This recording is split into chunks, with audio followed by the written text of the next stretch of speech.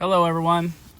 Yesterday, the Oklahoma Department of Wildlife held this meeting and hearing on proposals that were supposed to take place this year in the regulations. There was 114 proposals total, but of course we were only there for a few because they affect bow fishing.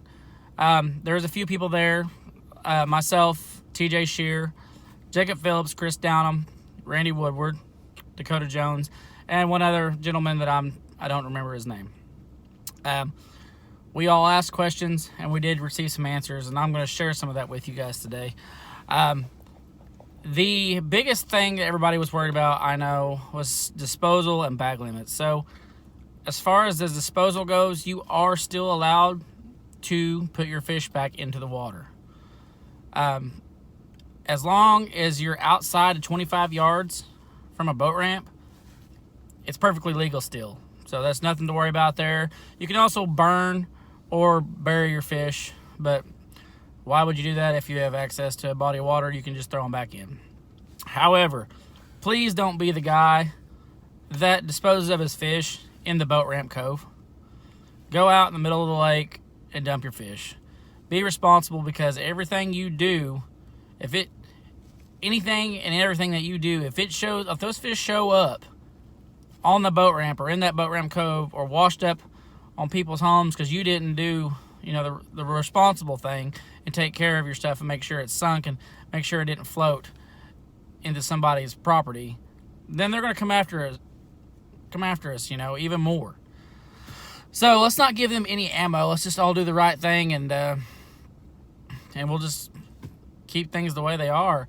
Another thing that they did touch base on was I don't really approve of it, but they want us to keep all the fish that we shoot until we are done fishing. So you cannot go out, shoot a fish with an arrow, and then release it immediately. So if you shoot a big fish and you just want a picture with it, and it was wasn't a very great shot, you're not going to kill the fish is going to live and be perfectly fine, you can no longer do that. You have to have them in a bucket, and they pretty much have to stay in your boat until it's time to go home. So you have to dump everything you have right before you go home, after you have committed to being done with fishing. I don't really think that is a very good thing for people who like to bank fish, because if you like to bank fish and you don't have access to a boat, it's going to be kind of hard to drag your fish along with you the whole time.